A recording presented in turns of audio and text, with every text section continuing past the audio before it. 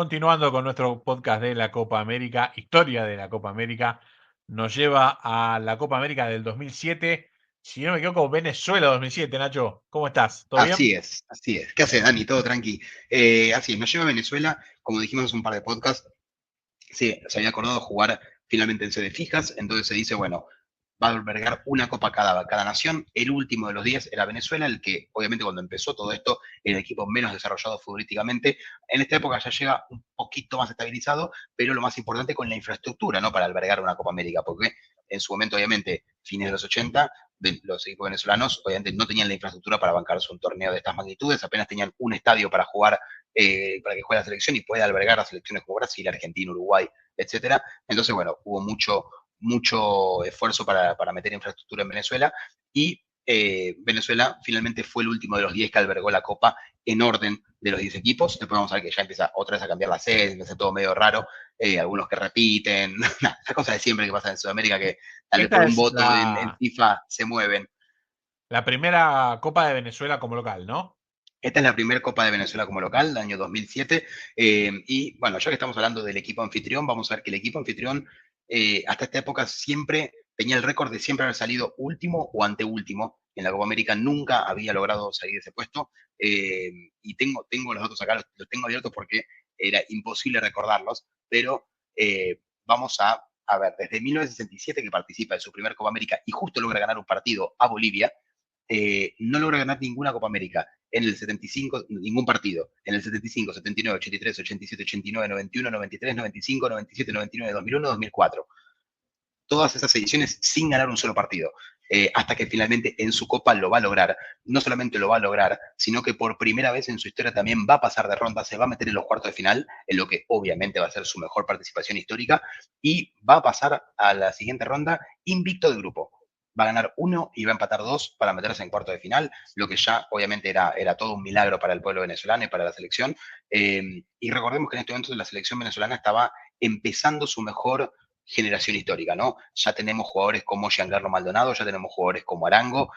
Vamos a ver que justo un año después de esta Copa aparece un histórico que hoy en día todavía forma parte, como Salomón Rondón.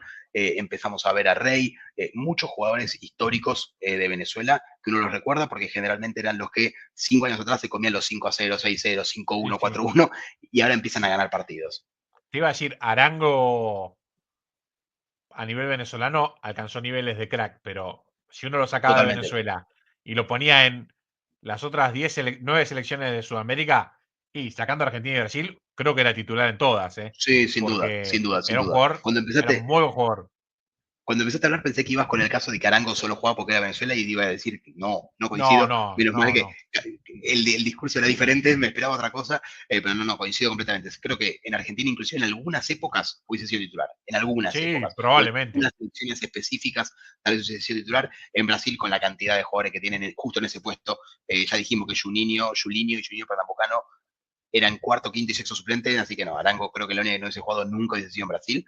Tal vez alguna Copa América con selección número C, con selección C, ahí puede ser que haya jugado como justamente esta edición, que ahora vamos a ver en un rato, pero sí, empieza la selección histórica de Venezuela con, bueno, Arango, Rey, el arquero Ronnie Vega, también el arquero histórico del Caracas, que ha jugado cantidad infinita de Copa Libertadores también con el equipo caraqueño. Pero bueno, acá se empiezan a ver ya los nombres más conocidos de Venezuela y una Venezuela que, como dijimos, deja de ser la cenicienta de Sudamérica. Recordemos la primera eliminatoria que fue todos contra todos, sumó apenas 3 unidades, producto de 3 empates. Y vamos a ver que la eliminatoria posterior a esta, posterior a la Copa América 2007, logra ganar 5 partidos, empatar 3 y perder 8, lo cual ya es un símbolo de que las cosas están empezando a cambiar en Venezuela, está empezando a mostrar un mejor fútbol, obviamente de la mano de Juan Arango, sin eso hubiese sido completamente diferente la historia, pero un Juan Arango que arrastra esta selección de Venezuela y un proceso junto con César Farías, el entrenador que lleva muchos años buscando una identidad y buscando eso, dejar de ser la cenicienta y tal vez, no sé si meterse en un mundial, pero sí al menos hacer un poco de ruido. Vamos a ver que las próximas 2 eliminatorias también Venezuela estuvo muy cerca de meterse, en una terminó creo que a 4 puntos la clasificación y en otra a 2 puntos, llegó a la última fecha con chances, bueno, con chances es una forma de decir porque juega de visitante con Brasil, entonces, nada, las chances eran de que ganarle a Brasil, creo que era 14-0 en Brasil para clasificar, obviamente no lo logró, empató 0-0, se llevó el primer empate en la historia en tierras brasileñas, pero no le sirvió para clasificar al Mundial.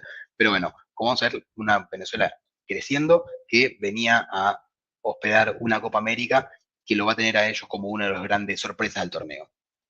Un Diego Maradona que, me acuerdo, dio el puntapié inicial de la Copa. Y no Pegado era nada raro, al no régimen era nada chavista. raro teniendo en cuenta, claro, teniendo en cuenta quién gobernaba en Venezuela en ese momento, que era obviamente Chávez. Bueno, hoy en día sigue gobernando el partido chavista, hoy en día hay que ver por cuánto, pero sigue gobernando el gobierno chavista hoy en día todavía, y en ese momento obviamente con relaciones muy cercanas con Diego Armando Maradona. Diego Armando Maradona estuvo presente en la Copa América, no como entrenador todavía, pero sí como invitado de lujo para el pueblo venezolano. Sí, un Venezuela que de los países que participan en Conmebol, podemos decir que es probablemente el único donde hay un deporte que les gusta más que el fútbol, ¿no? Porque el Nada, venezolano está más pegado al béisbol que al fútbol, y más allá de que les puede ir bien o mal, en los otros 9 países, obviamente sacamos a Argentina, Uruguay y Brasil por ser campeones del mundo de fútbol, pero en el resto de los países sigue siendo el fútbol la pasión número uno, más allá de que la selección o a los clubes les vaya bien, mal o regular, de eso no hay dudas. sin Haber duda. ganado el lugar que ganó Venezuela en este último, diría, estas últimas 2 décadas, creo que es un pulgar para arriba, porque evidentemente se nota que hay mucho trabajo. Sí, sí, sí, hubo mucho trabajo en esta época. Después vamos a ver que se fue cayendo, se desinfló, que obviamente no hubo la misma inversión cuando pasaron los años, pero este yo creo que es el mejor momento, es donde empiezan a invertir mucho más dinero y empiezan a conseguir resultados que antes no conseguían. Mismo los que recuerdan tal vez varios equipos venezolanos metiéndose inclusive en octavos de final de Copa Libertadores, algo que era que pasaba tal vez en los 90 cuando clasificaban 3 de 4, porque clasificaban 3 de 4 y había 2 venezolanos por grupo, o sea, siempre uno pasaba, pero generalmente pasaban con 2 puntos, con 3 puntos, con 4 puntos, a quedar afuera por goleada en los octavos de final. Bueno, acá era diferente, recuerdo Caracas que haya llegado a un octavo de final, recuerdo a Deportivo Táchira, inclusive obteniendo resultados importantes en territorio argentino, inclusive, me acuerdo un Caracas 1 River 0, con gol de la Champeta Velázquez, un jugador histórico del Caracas, me acuerdo un Táchira ganando la Vélez en cancha de Vélez por un groserísimo error de José Luis Félix Chilabert, fue Táchira, ¿no? O Italchacao, nunca recuerdo cuál fue, pero fue un equipo de esos ganándole en cancha Si te de. digo, te Me acuerdo que miento, pero jugaba. me acuerdo del partido, puntualmente me acuerdo del partido. Claro, me acuerdo que Eh, jugaba en el equipo venezolano, que creo que era Táchira, no me acuerdo exactamente, jugaba Enrique Coliar, un jugador histórico del porvenir, del ascenso argentino. eh, pero bueno, Venezuela también empezó a dar un salto en competiciones internacionales desde el plano local, ¿no? Desde el fútbol local. Ya no era ir a jugar a Venezuela y ganar 3-0, 4-0 o llevarte siempre un punto. Recuerdo, por ejemplo, esto más de cerca, un San Lorenzo Caracas en el 2008, en el debut de Copa Libertadores, un Caracas que le gana 2-0 al San Lorenzo de Alessandro, de Vergesio, de Silvera, de o sea, un Ramón equipazo de San Díaz, Lorenzo, el de Ramón Díaz, que fue a Venezuela y sufrió muchísimo y se llevó una derrota 2-0.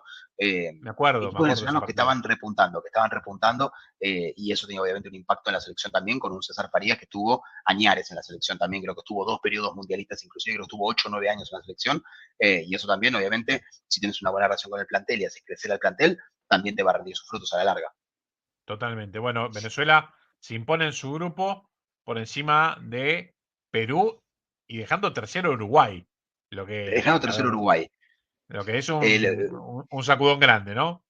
es un sacudón grande, más que nada porque Uruguay estaba empezando otra vez a resurgir de las cenizas. Dijimos que venía de una década bastante, bastante floja. En 2006 queda fuera del Mundial en el repechaje contra Australia, pero ya en el 2010 se viene el Mundial de Forlán, el Mundial de Tavares, el Mundial de la Jaulani, el Mundial que volvió a poner Uruguay en los centros del mapamundi futbolístico, y sorprendía obviamente porque Uruguay es una selección que históricamente a Venezuela le ganaba con facilidad, pero vamos a ver que en estos años también hubo un Venezuela-Uruguay, que Venezuela gana en el centenario, y no solo gana, no gana 1-0 con un gol de casualidad, sino que le pega una paliza a Uruguay y le gana 3-0 en el centenario, con el Uruguay de Juan Ramón Carrasco, que después de eso De obviamente tuvo que Carrasco. plantar la renuncia, El tuvo que Uruguay de plantar la los 5 renuncia e irse. delanteros. El Uruguay que ganaba 5-0 o perdía 5-0, no había punto Sí, sí, medio, sí, sí. le tocó una derrota durísima con Venezuela, con esta Venezuela, que termina obviamente oficiando la salida de Carrasco, porque yo creo que cualquier país en Sudamérica, salvo tal vez Bolivia, que pierda 3-0 local con Venezuela, es resultado saca técnico. Sí, Eh, total. salvo que, no se le pase mañana a la Argentina de Scaloni, que bueno, obviamente está perdonado. Sería un golpe muy grande, pero estaría perdonado por el contexto. Eh, pero bueno, sí, Venezuela logra ganar además por primera vez a un equipo que no es Bolivia, porque la única victoria que tenía había sido frente a Bolivia, y logra ganarle a Perú. Termina con 5 puntos, venciendo a Perú, empatando con Uruguay y empatando con Bolivia, lo que lo deja puntero. Una Bolivia que otra vez queda fuera, no creo que haya mucho que ahondar en esto. Bolivia no levanta cabeza. Vamos a ver, todas las Copas Américas se va con 1 o 2 puntos en primera ronda. Eh, y después una Perú que aprovecha también compartir un grupo con Bolivia y con Venezuela para meterse también en los cuartos de final. Saltamos al grupo B, Nacho, y claro, uno ve a Brasil perdiendo con México, que es siempre una sorpresa que México le gane a Brasil. Me quedo con tu aclaración. ¿Qué clase de Brasil estamos viendo? ¿O qué clase Claro, de no Brasil estamos estamos viendo, analizando? claro, no estamos viendo la Brasil que mencionamos tal vez en alguna otra Copa América, o la que jugó el Mundial 2002, o la que venía de jugar el Mundial 2006. Es más, esta es la del recambio generacional en Brasil, ¿no? Porque los Ronaldo estaban de salida, Rivaldo ya había salido, estaban apareciendo en lo que es el fútbol brasileño los Kaká. Adriano ya estaba en ese punto en el que no era la bestia y empezaba su declive. Ronaldinho, lo mismo Ronaldinho, si bien estaba en un momento muy bueno, ya empezaba también el declive. Ronaldinho, recordamos que tuvo un momento óptimo muy corto, le había durado del 2002 al 2005, 2006, su mejor momento futbolístico. Después, bueno, Sí, como muchos jugadores brasileños, termina con el sí, Mundial de Alemania 2006. Creo que gana sí, la Champions Barcelona. Era para cerrar ese ciclo con ese Mundial. Y de hecho, exacto. no, no jugó tanto más en la selección No, brasileña. no, no, no, no. No duró mucho más su paso por la Canariña. No, no, además Brasil, recordemos el Mundial 2006, Brasil lo pierde en cuarto de final contra Francia, una Brasil que iba para ser campeón caminando porque tenía mejor plantel que el 2002, según muchos expertos. Era un plantel más completo para todos, aparecía Kaká, eh, y te terminó yendo sorpresivamente contra una Francia que, me acuerdo, había sido totalmente criticada en la previa por tener un plantel muy viejo y muy grande, La que no primera tenía chance de ronda hacer nada, desastrosa. La primera una ronda primera ronda desastrosa. muy Se flojo, levanta. Sí, amistosos previos muy malos, con pésimos resultados. se levanta en octavos contra España, que había tenido una gran primera ronda, y España queda eliminado con Francia. Me acuerdo que el título del diario español, creo que era Marca o Mundo Deportivo, era "Hoy lo retiramos a Zidane", porque Zidane se iba Claro, Zidane se como retiraba al terminar la Copa. al terminar la Copa. Bueno, no fue así. Zidane empezó a frotar la lámpara en ese partido con España, elimina a España, elimina a Brasil jugando un partidazo. Gol de Henry en un tiro libre, pero la realidad es que Zidane Sí, sí, lo hizo lo que dominó. quiso ese partido y termina jugando la final, ¿no? Una cosa que era bastante inesperada. Una Francia, como decías vos, Nacho, en el final de un ciclo, con muchos jugadores que ya habían dado todo lo que tenían que dar, y la aparición de Ribery, que era la estrella naciente de esa selección, con eso le alcanzó para ganarle a una Brasil que, por lo menos en ese partido, no tuvo un gran mundial el Brasil, pero por lo menos en No, ese no, partido se lo no brilló. vio opaco, pero opaco como nunca, con todas las estrellas en la cancha. Se fue eliminado bien y a partir de allí, bueno, como decías, el final de varios ciclos, Ronaldo Nazario, Ronaldinho siendo mucho más joven, igual marcando un ciclo final, y no terminamos nunca de ver a una Brasil, si bien ha ganado después de eso, nunca fue más temible como era hasta ahí. No, no, no. Yo creo que yo siempre lo discutimos mucho con amigos esto. Yo creo que la salida de Cafú y Roberto Carlos al mismo tiempo lo destrozó más a Brasil que la salida de Ronaldo o de Ronaldinho o de Kaká o de Rivaldo, porque Puede nunca ser, más tuvo, sacando Dani Alves y Maicon por el lateral derecho, que en la selección nunca jugaron tan bien tampoco y que nunca estuvieron a la altura de Cafú a nivel mundial, porque Cafú para mí es el mejor número 4 de la historia del fútbol. Eh, Nunca consiguió un lateral izquierdo como Roberto Carlos, jamás, jamás lo consiguió. Uno ve los nombres que jugaron después, y si lo más fuerte es Felipe Luis, te deja mucho que desear. No, para reemplazar a Roberto Carlos, no digo que Felipe Luis sea malo, digo, para reemplazar a Roberto Carlos no es suficiente eso. Eh, bueno, ahora está Renan Lodi, que es suplente del Atlético de Madrid, digo, jugadores que no están a la altura de lo que es históricamente la selección brasileña, pero yo creo que les afectó mucho la salida de los dos laterales titulares y que Maicon y Dani Alves, siendo muy buenos, nunca estuvieron a la altura de Cafú, además del liderazgo, ¿no?, que te daba Cafú, que fue el capitán del 2002, el que levantó la copa. Yo creo que le costó total. muchísimo a Brasil dar vuelta a eso, y todavía no ha encontrado los laterales para salir adelante, porque el talento lo tiene, y yo creo que las dos salidas más duras fueron esas. Pero bueno, vamos a ver que además de Cafú, Roberto Carlos, desaparece Dida, desaparece Ronaldinho, desaparece Ronaldo, un recambio totalmente generacional, y para eso también traen a un campeón del 94 como Dunga, ¿no? Traen a Dunga, le dicen, bueno, Dunga, armame el equipo con jóvenes, a ver qué pasa. Y lleva a la Copa América un equipo, vamos a ver después cuando veamos la formación de la final contra la Argentina, vamos a ver los nombres que llevaba, que no solamente no metía miedo, sino que había algunos que había que googlear porque no sabía dónde jugaban, y no lo digo como una forma de chicana, sino era verdad, yo me acuerdo, no era tan famoso Google en ese momento, pero sí era como, ¿estos quiénes son? Y tener que buscar tal vez en el diario alguna referencia de dónde jugaban, o tener que prender la computadora, que obviamente la computadora solamente era familiar, no era una para cada uno, en una computadora familiar, que tal estás sonando tu vieja jugando al solitario, ¿viste? Le tenías que decir, me dejás ver dónde jugó Josué, que no sé quién es, te fijabas quién era Josué, dónde había jugado, dónde estaba, pero también lo podemos ver en el arco estaba Doni, que en situaciones normales era el tercer o cuarto arquero de Brasil, el delantero era el más insultado en la historia de Brasil, que es Wagner Love, eh, pero bueno, Con nada, las ahí vamos a ver trenzas. muchos, con las trenzas, vamos a ver Con con las muchos trenzas. jugadores. Vamos a ver muchos jugadores que lo salvó que jugó al lado de una bestia como Julio Baptista, otro que tuvo una carrera muy corta en cuanto a calidad se refiere, eh, como muchos brasileños, ¿no? Que terminan inclinándose por otras preferencias. Otra preferencia, sí, tal cual. El otro día pensaba de tantos nombres que tiramos, no, nos faltó uno de mis preferidos a nivel de categoría, que lo voy a hacer con el cantito de la hinchada. Ay, ay, ay, Echimundo, un animal. Y ese, y ese Edmundo. en los 90 era, a ver, fuera de broma, Sí, para a nivel de categoría de jugador dentro de la cancha, era un delantero temible, claro. sí, sí. Le tocó ser siempre suplente en Brasil por los nenes que tenía alrededor y además le faltaba varios tornillos, ¿no? Y por Eso su entre pésima paréntesis. relación con Romario. Tenía una relación con Romario a las piñas, que inclusive se ha llegado a comentar que Romario en un momento socorronamente lo dijo para provocar al mundo, que se acostó con la esposa del mundo. Y se lo dijo. Bueno, Pero bueno, brasileños, ¿no? Eso. sí, sí. No hay mucho más para agregarle a todo eso. Pero bueno, decíamos, un Brasil clase C termina quedando segundo de grupo, un grupo que se lleva a México y termina entrando también Chile. Exactamente. Chile, que bueno, ahora vamos a ver qué le pasa en los cuartos de final, porque en los cuartos de final van a haber resultados muy raros.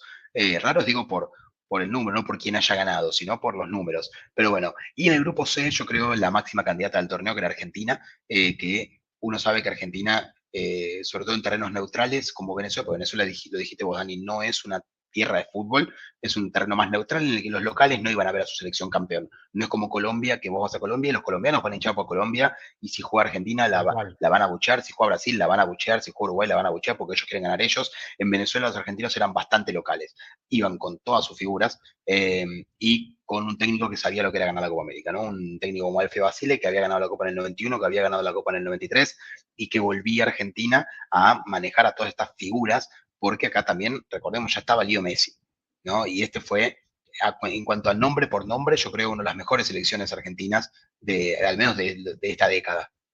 Pensaba en el contexto. Un Basile con la carrera prácticamente terminada, dirige Colón de Santa Fe. Colón era uno de los equipos que mejor jugaba, se decía, en la Argentina, pero obviamente ganaba y perdía como cualquiera. No estuvo ni cerca de campeonar, pero esa No, fue no, la no. carta de presentación que lo trae de vuelta a Basile a consideración. Maradona, como diríamos hoy, manager o secretario del fútbol de Boca, en el año 2005 lo elige a Basile para reemplazar lo que fue el periodo del Chino Benítez y su abrupta salida en Copa Libertadores. Basile agarra un Boca a mediados de 2005, año del centenario, lo dirige por espacio de un año, pero nada más y nada menos que gana todo lo que juega en ese año con, esto sí hay que decirlo porque, como siempre, decimos desde acá, por lo menos desde el humilde podcast que hacemos, vamos a tratar de decir todo, o por lo menos todo lo que sabemos nosotros, o todo lo que nos acordamos, que es la diferencia de plantel de ese Boca con el resto de los equipos de Sí, Argentina era abismal. Boca tenía sí, un sí, sí. equipazo y a Basile le trajeron todo lo que había para que sea más equipazo todavía, porque, a ver, La verdad, ni corregime, pues yo obviamente no Sí, soy de Boca, pero me acuerdo, San Lorenzo le gana los 2 partidos del año de Boca y después pierde 7-1. O sea, San Lorenzo le gana, me acuerdo, 3-2, después le sí, gana 2-1 a la Bombonera y después pierde 7-1 local. Son los exacto. 3 partidos que Brasil dije contra Boca, pero Boca, la formación base era corregime, con Dancieri, Dale, eh, hasta ahí vamos bien. sí. Del medio para adelante me acuerdo casi de memoria, me lo puedo acordar. Bueno, Que abajo estaban el negro Ibarra, Schiavi, Ibarra, sí. Schiavi, El, Cata de tres Díaz, estaba el Cata Díaz y Cata Clemente. Díaz y Krupoviesa. A Grupo 10, cierto, cómo pegaba ese muchacho. Krupoviesa. Eh, Después del 5 era Gago, tenías a Vilos, a Wilhelmín Pietro, Insúa, Palacio, Palermo. Bataglia por William Pietro, que ya se había ido. Batalla, Eh, Willy se había ido. El Willy fue un año Gulli- antes. sí, Gulli estuvo hasta mediados de 2005, justo antes Está bien. de que siga Ahí Basile, asume pero a ver, Brasil y se va. lo que marcamos es, Boca queda con una base de jugadores, por ejemplo, Palacio, que era adquisición en verano de ese 2005, Palermo, que obviamente ya estaba, lo mismo que Abondanzieri y varios de los viejos caudillos como Bataglia, por ejemplo, o Ibarra en una de sus tantas vueltas, o Schiavi. Pero el resto trajeron a Cuproviesa, que lo querían en aquel momento, hoy parece, no parece que haya sido así, pero lo querían todos en el fútbol argentino, lo trae Boca. Trae a Cata Díaz, pedido exclusivo de Claro. Basile porque lo había tenido en Colón. Lo tiene en Colón, claro, lo tiene Eh, de Colón. lo trae Insúa. En aquel momento Insúa, hablamos de un jugador que se puso la 10 de Riquelme y la usó y no le pesó nada. Sobre todo con dos grandes finales de campeonato. Un Insúa que hubo mucha polémica porque había declarado que solo jugaba en Independiente en Argentina. Vino Boca y lo hizo de muy buena manera. Además, en ese Claro, momento era de los pocos enganches puros que había en el radar del fútbol argentino. Siempre hubo, o sea, en ese momento obviamente jugaba Neymar, jugaba Riquelme, jugaban un sí, montón sí, de sí, sí. jugadores, pero digo, en el radar del fútbol argentino yo creo que eran siempre Insúa y Montenegro, eran los dos máximos exponentes Siempre. del número 10 clásico y dos jugadores que Y estaban obviamente a otro nivel, que le lo daban que, mucho nivel al fútbol argentino. lo que marcabas, Nacho, que es, además de eso, Guillermo Marino llega a Boca. Después, a ver, no terminó jugando nada No y terminó cuando jugando muy jugó bien, sí, sí. no lo hizo a buen nivel. En aquel momento había sido muy codiciado. De hecho, deja de jugar 6 meses para esperar a quedar libre y llega con la ficha en su poder. Y todo Marino, este Marino que equipo. tiene, el Bambino se acuerda muy bien de Newell's, Sí, sí, sí, que me acuerdo. lo mandó a poner un poco más de Me acuerdo, actitud. me acuerdo, sí, sí. Pero te decía, este equipo que nombramos, con esa delantera, relega a Guillermo y a Delgado al banco. Claro, Guillermo y Delgado porque pierden la Guillermo era parte titularidad. de ese equipo. Guillermo y Delgado eran parte del plantel, quedan en el banco y ahí se arma la dupla de Palacio con Palermo, que, bueno, fue dupla de Boca durante 3 o 4 años, donde Ah, era hoy queda, increíble. a ver, queda reducido lo de la sombra de Palermo redujo lo bueno y lo importante que fue Rodrigo Palacio en todo ese periodo de Boca, que es el periodo que le termina dando la última Libertadores, porque este equipo que Sí, nace con Basile es el mismo equipo que con algunas modificaciones termina ganando la Libertadores con Russo. Pero sí. hacemos todo este preámbulo para decir, Argentina pasa de Bielsa, fracaso en el 2002, hace el ciclo donde la gente está completamente despegada de la selección hasta el 2004. Llega a la final de la Copa América, la pierde, agarra, bueno, va al Juego Olímpico, lo gana, renuncia, agarra a Peckerman por ese lapso de 2 años hasta el Mundial 2006. La gente sí se reencuentra un poco con ese equipo. Era un equipo Sí, que el tema es que en el medio estuvo el 2005, el 4-1 por Copa Confederaciones, que fue un mazazo también a la gente. terrible, sí, sí, terrible. Terrible, Pero digo, terrible, a porque nivel, otra vez perder con Brasil, otra vez perder una final. me refería quizás a la imagen en el Mundial. Argentina va al Mundial, hace un buen Mundial, muy Sí, correcto, deja una buena se imagen. va, se va por penales con Alemania, sin perder, bueno, cierra una buena participación y llega el 2006, no estaba claro por primera vez, no había un pedido popular para tener un entrenador como a veces pasaba, qué sé yo, en el momento era de la mano de Pasarela o se pedía mucho a Bianchi, la elección Bianchi. de Bielsa no pareció una locura en su momento, No, en ese momento no había un entrenador urgido para decir, este va a ser el técnico de la selección, mm, y Grondona elige por un Basile ya veterano, que venía un poco a ordenar lo que se notaba desordenado, y vamos a ver en este equipo la vuelta de algunos nombres que habían dejado la selección hacía mucho. Pienso en el Pupi Zanetti, que se había perdido el Mundial 2006. Pienso en Juan Sebastián Verón, eh, Verón.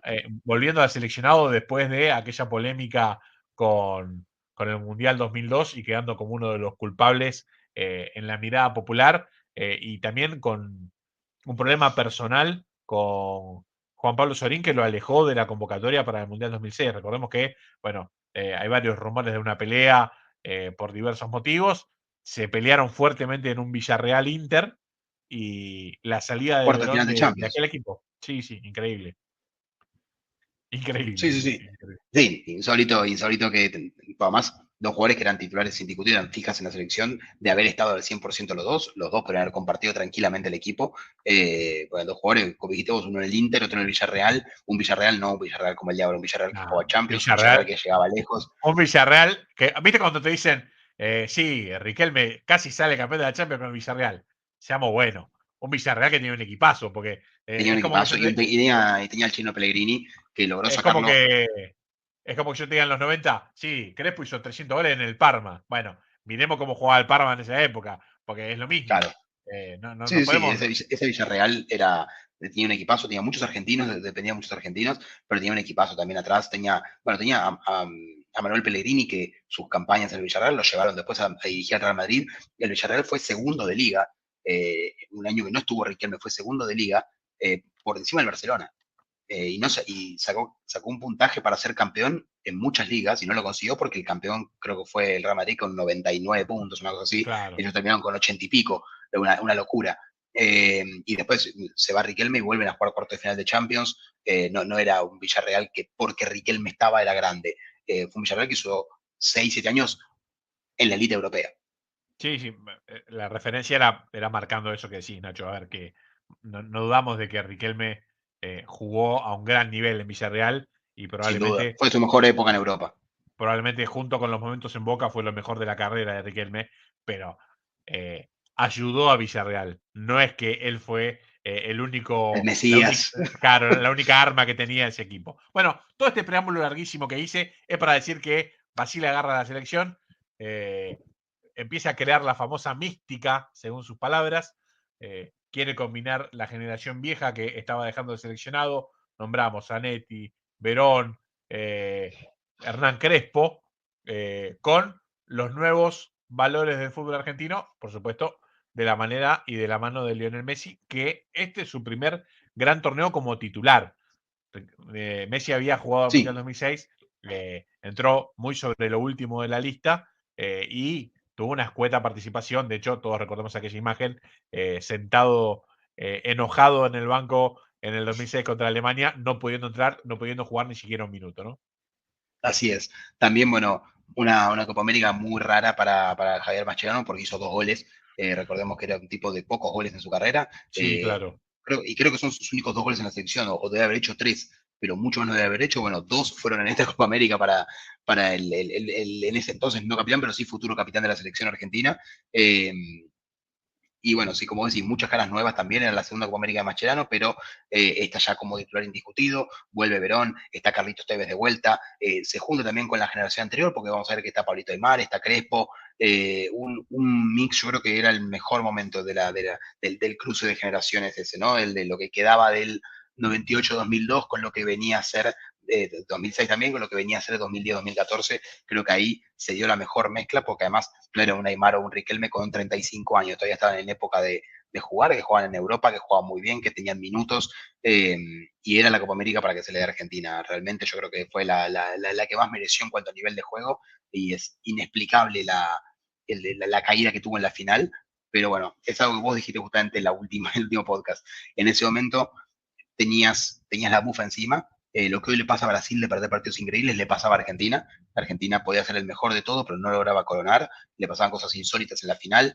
le pasaban cosas insólitas sobre el final de los partidos o en momentos clave de los torneos y de los partidos que lo dejó sin nada. Lo dejó sin nada durante 28 largos años. Y era esto, era por este tipo de cosas, para hacer un campeonato perfecto y en el último partido hacer todos los errores que no hiciste en todo el torneo. Totalmente.